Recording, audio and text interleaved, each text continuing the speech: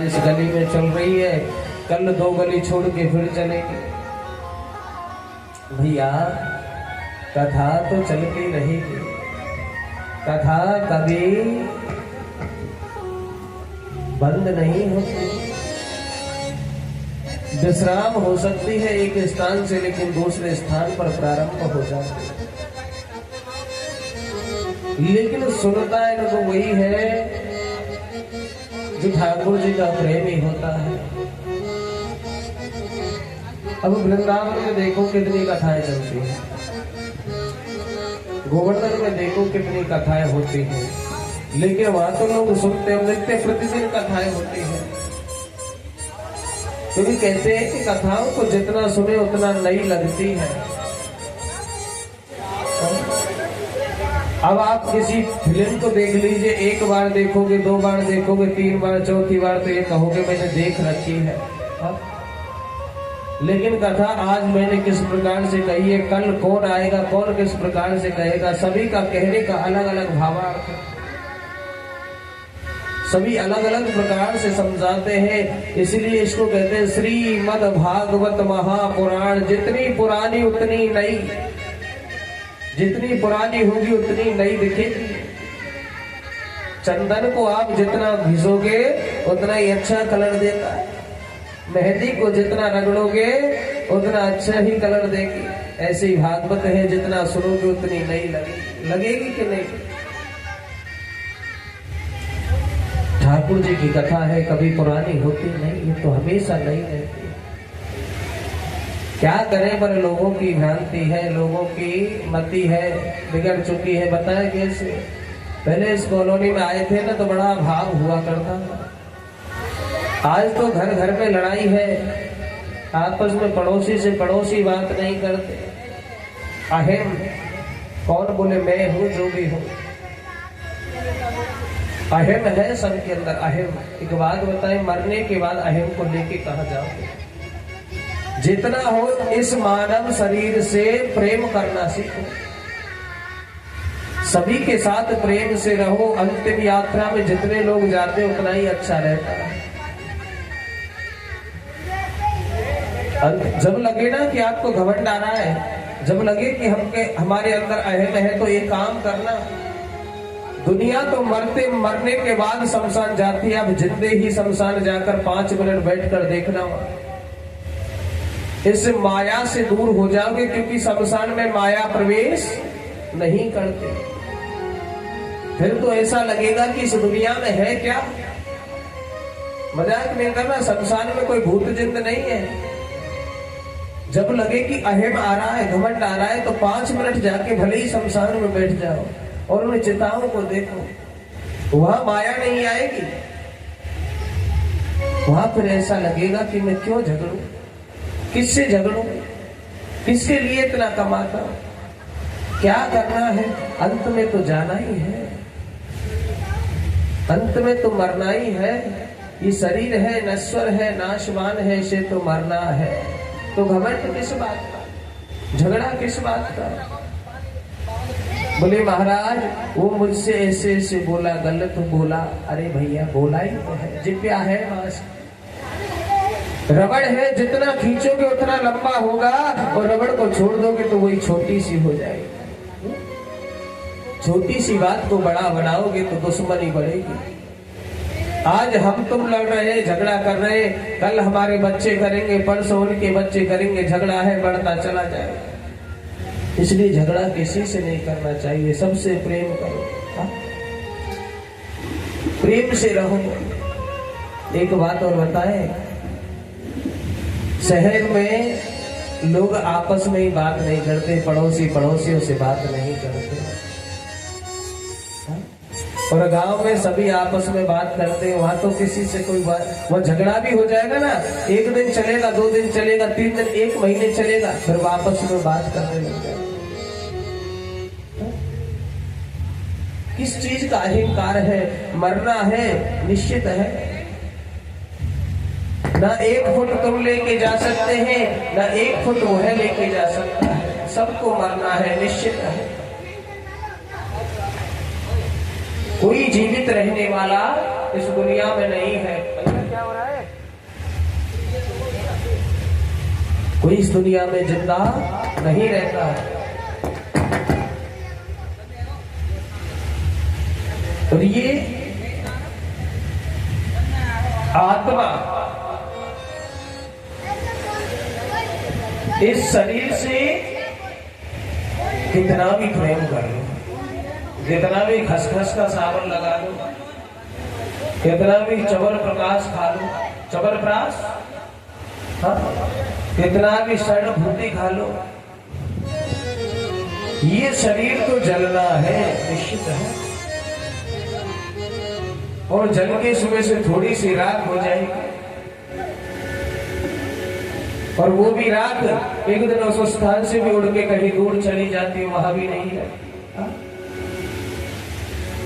सबका सपना कुछ ना कुछ होता है कि महाराज इतना पैसा कमाए कि एक दो बंगला हो, एक दो गाड़ी हो, अपना भी रुतबा बड़ा अच्छा होना चाहिए। अरे जितना है उतने में ही संतुष्ट रहो ना, जितना है उतने में ही संतुष्ट रहो। क्यों भागते हो दूसरों की होड़ क्यों करते हो? क्या है? या पकड़ के लाओ तो। ये बच्चा किसका है? ये पीछे बड़ा उद्यम कर रहा है, ये कौन है?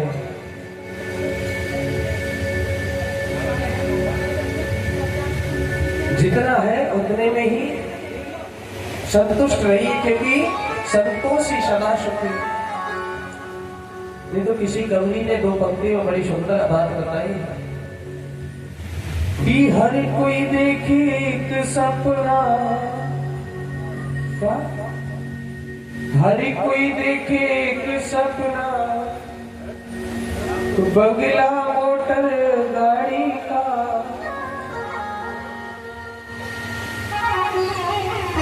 हर कोई देखे एक सपना, बंगला मोटर गाड़ी हो,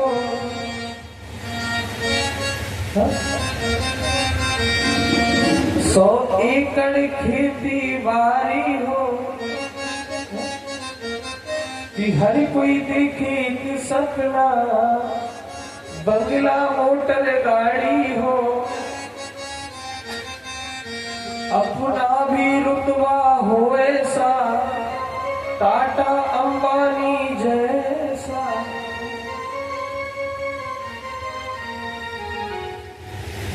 क्या करोगे?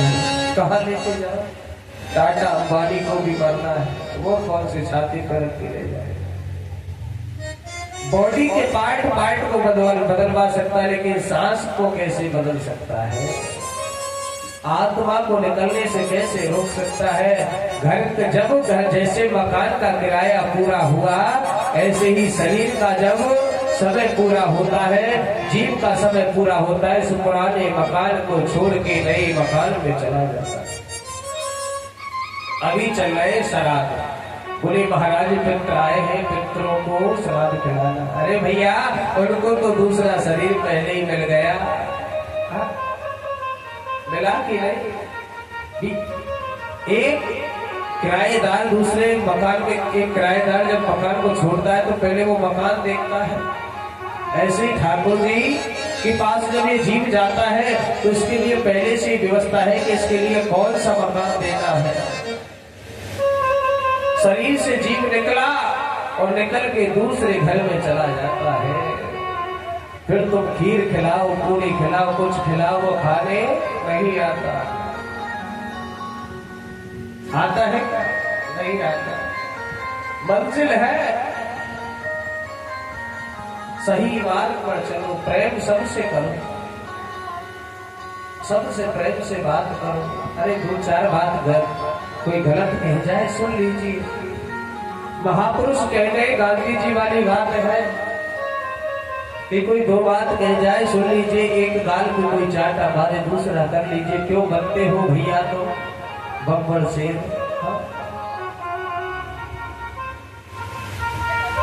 उसके लिए तुम जवाब मत दीजिए, उसके लिए और भी सवा शेर बैठा है। आज यहाँ नहीं तो कल कहीं ना कहीं मिलेगा, लेकिन तुम्हारे अंदर प्रेम होना चाहिए। कथा सुनी है तो कथा जब सफल है कि आपके हृदय में कृष्णमय जीव है, आप कथा सुन के कृष्ण में हुए कि नहीं? कृष्ण का मतलब है प्रेम कर, है कि नहीं?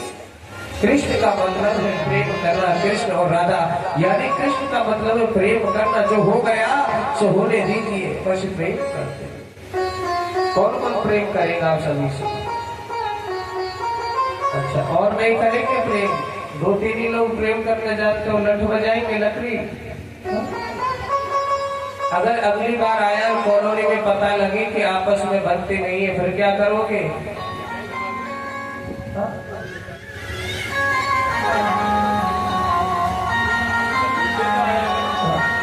कोई 2 बात कही तो शांति से सुन लीजिए। कुछ नहीं होता,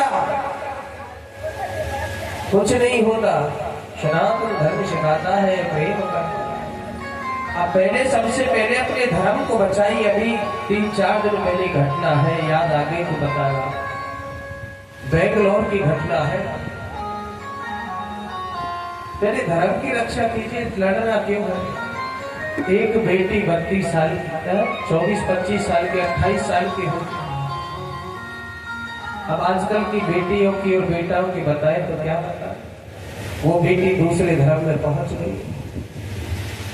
हाँ, वो बेटी दूसरे धर्म में पहुंच गई। कुछ दिन, पता नहीं कितने दिन उसको सही रखा, उसके बाद कुछ कहा सुनी हुई कि नहीं पता नहीं, लेकिन 32 टुकड़े उसके करके फ्रीज में रख दिया उसने। कितने? 32 टुकड़े। अरे पहले धर्म की रक्षा करो, सब हिंदू एक रहो, सब सनातनी एक हो जाओ। जाति छोड़ो, जाति क्या है? कौन सी जाति? कहां की जाति? जब धर्म ही नहीं रहेगा तो जाति का करोगे क्या? बोले महाराज ये झाड़ू लगाने वाला है, वो सेवक है, 4 दिन झाड़ू नहीं लगाए तो कॉलोनी में गंदगी हो जाएगी, निकल नहीं पाओ। हम लोग गंदगी में बैठ के भोजन नहीं कर सकते, लेकिन वो गंदगी में बैठ के भी भोजन कर लेते हैं। उनको पता है कि हमारा सेवा करने का धर्म है। आप एक बात बताओ, भगवान के किस अंग को प्रणाम करते हैं? चरणों को। हाँ, चरणों को ही करते हो। और वो चौथा वर्ण कहां से आया? भगवान के श्री चरणों से आया। तो बड़ा कौन हुआ? सेवक वर्ण बड़ा है, जिसको हम प्रणाम करते हैं। अरे वो राजा है जो हमको सफाई में बिठाता है, खुद गंदगी में रहता है। मानसिकता हमारी खराब है कि हम जात पात और छुआछूत के पीछे, दंत कथाओं के पीछे भाग चुके हैं। पुरानी दंत कथा है, इसको छूने से अपवित्र हो जाएंगे। अगर उसको छूने से अपवित्र हो गए तो मुर्गे, मांस, मछलियों को क्यों खाते हो? उसके छूने से अपवित्र हो गए तो उसके झाड़े हुए रास्ता पर क्यों चलते हो? क्योंकि उसी रास्ते से निकला। अगर उसके छूने से पवित्र हो जाते तो शरीर तो उसी की भूमि पर जलता है, जैसे कहते हैं शमशान जो कि चांडाल की भूमि है कि नहीं? बालक जब जन्म लेता है सबसे पहले हॉस्पिटल में कौन साफ करता है? सेवक वर्ग। तो फिर बालक अपवित्र हो गया तो आपने गोदी में लिया क्यों उसे? छूने से कोई अपवित्र नहीं होता, कर्मों से अपवित्र होता है। कर्म प्रधान विश्व रचना, जो जस करहि सो तस फल चाहा। कर्म प्रधान है। कौन सा कर्म कर रहे हैं? एक बात बताइए, वो सेवक वर्ण है तो सुबह सुबह हम बड़े घर में जाते हैं, अपने हाथ से ही धोते, वो कौन सा कर्म है? वो कोई अच्छा कर्म है कि नहीं है ना? अपनी गंदगी को स्वयं साफ कर रहे हैं, कोई साफ करने थोड़ी आता है। तो फिर हर व्यक्ति में चारों वर्ण समाये हैं। बुद्धि से व्यक्ति ब्राह्मण है, ब्राह्मण का कार्य करता है।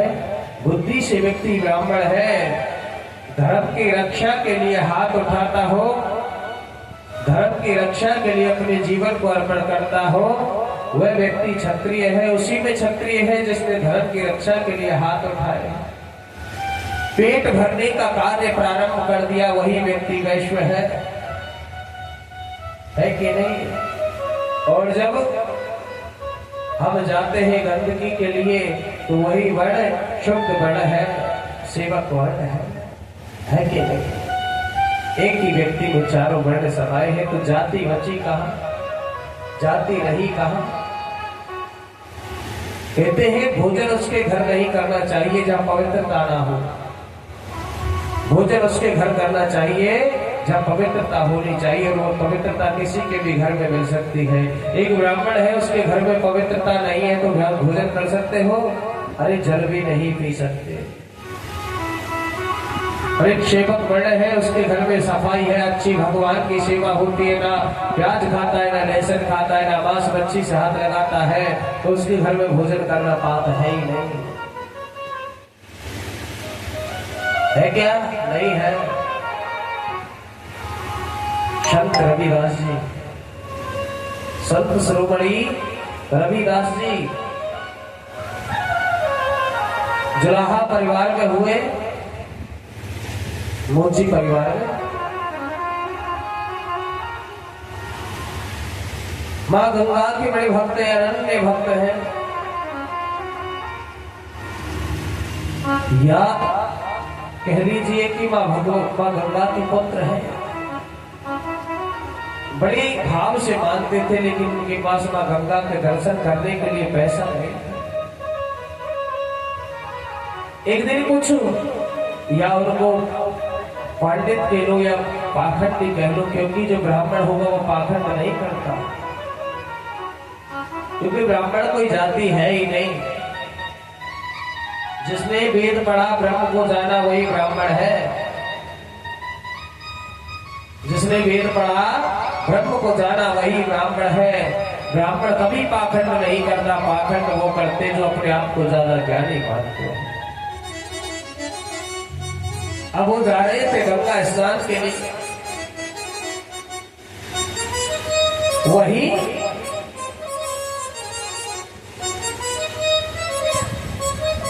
रविदास जी मोची का कार्य कर रहे थे।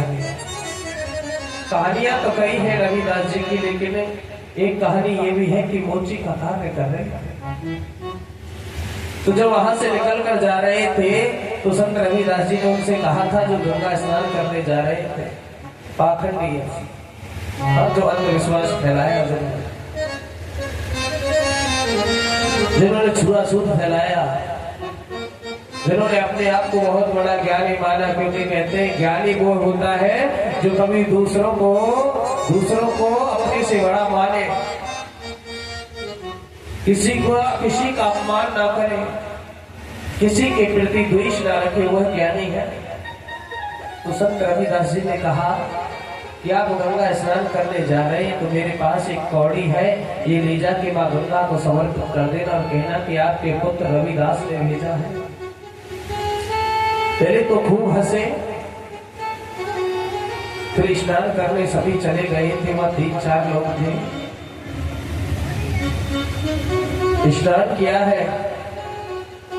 जब वहां से निकल रहे थे तो एक शिष्य था उनका, एक मित्र कह लो, बोले महाराज रविदास जी ने जो कौड़ी दी है उसे मां गंगा में समर्पित कर दो। बोले कौन गंगा में समर्पित करेगा, हमारे काम आएगा, ये हमारे काम आएगा, इसको कौन समर्पित करेगा?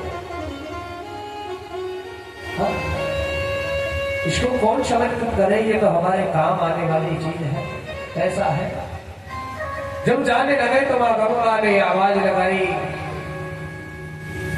अरे पुत्र, तू मेरे पुत्र के पास से एक कौड़ी लेके आया, वो मुझे समर्पित क्यों नहीं की? देखा आवाज कहां से आई, तो देखते कि सामने मां साक्षात गंगा, मां साक्षात गंगा का दर्शन हुआ। बोले मां आप? बोले हाँ मैं। कि आप उस अछूत की कौड़ी को कैसे ले सकती हो? बोले मेरे लिए कोई अछूत नहीं, एक मां के लिए सभी पवित्र है। कौड़ी देके वहां से चले गए। रविदास जी के पास पहुंचे, बोले मेरी कौड़ी दे आए, मेरी माँ गंगा को मेरा प्रणाम कहा। तो क्रोध में आके पाखंड ने बोला, अरे जब तू इतना ही माँ गंगा का भक्त है तो अपने पास ही माँ गंगा को बुला लेना, क्यों माया फैलाता है? तूने माया फैलाई, तू कोई तांत्रिक क्रिया करता है, इसलिए किसी को तूने वहां भेजा था। रविदास जी के लिए तो सजल हो गए।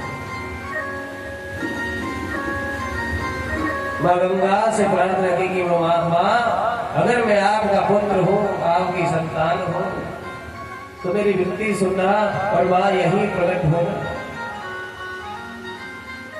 उसने जो चमड़ी के बर्तन में जो जल था उसको खटोटी में डाला है।